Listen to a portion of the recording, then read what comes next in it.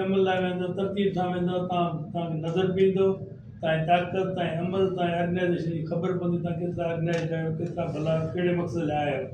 अफ़रातफ़री में अॻे दफ़ा वेंदा हो त इजमाही थींदी आहे। पहिरीं ॻाल्हि त इहा तमीज़ न हूंदी त बाबा केतिरा माण्हू कंहिंजा आहिनि। लास्ट टाइम असां जॾहिं ॿई दफ़ा अटैम्प्ट थियो सी हाउस असां पेटेंट्स वारा ई बीठासीं, स्पेशली ज़िले कश्मीर वारा ई बीठासीं। 15, 16, 20 जेके असां लीड कयूं पिया, धक बि असांखे लॻा, शेल बि असांखे लॻा। इहा असांजी तरतीब हुई। असां फ़ख़्रु महसूस कयूं पिया असां निकिरी आया धरती। सो चवण जो मक़सदु जेके असां डॉक्टर ते तव्हांखे ॿुधाए थो तव्हां बाबा झंडो हूंदो। असां जॾहिं त सभु गॾु थियासीं डिस्ट्रिक्ट कश्मीर, असां 200 माण्हू आहिनि, 200 खे लीड असांजी तनज़ीम करे थी वञे, उहिदेदार था कनि, अॻितो उहे कोई तो असांजी ग्रुप आहे सॼो। जॾहिं पिंडार ताईं पहुचंदासीं परे खां नज़र ईंदासीं कश्मीर वारा था अचनि, इहा हिकु ख़ूबसूरती हूंदी। जेकी इन ख़ूबसूरती में ज़ाहिर आहे ॿियनि तनज़ीमुनि जो कमु हूंदो। असां हिन दफ़े जेके गुज़िरियल दफ़े हिन दफ़े खे थोरो भेट कंदासीं, गुज़िरियल दफ़े असां थोरी अफ़रातफ़री थी। ॿ जेको असां वटि स्पीकर हज़रात हुया जेके मथां बीह करे इंस्ट्रक्शन बेस्ट के का बि शइ पास न थी।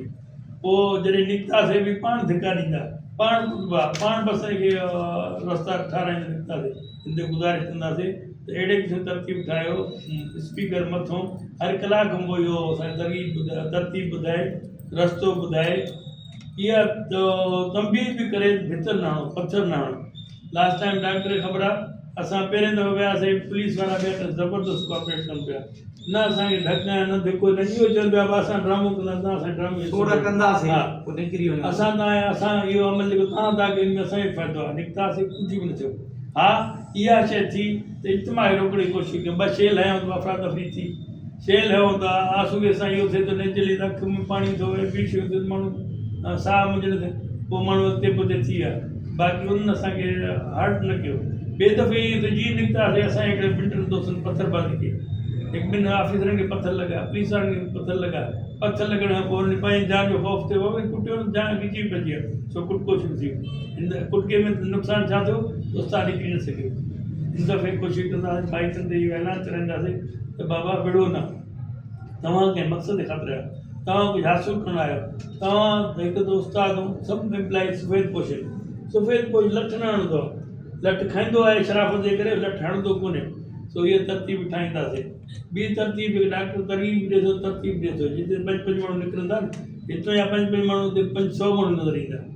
अॻे असां 5 माण्हू ईंदा, हिकिड़ी गाॾी कराई त 5 माण्हू ते 5 कन खयूं था वञूं।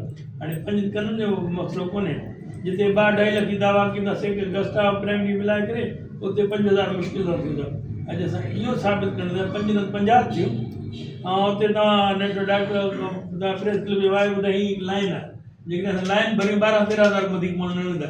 जे 50 हुजूं त सभई रोड कवर थी वेंदा। मूंखां तव्हां कराची रहंदा तव्हां प्रेस क्लब हाणे रेड ज़ोन में तव्हां घिरी चुका आहियो सम्झो।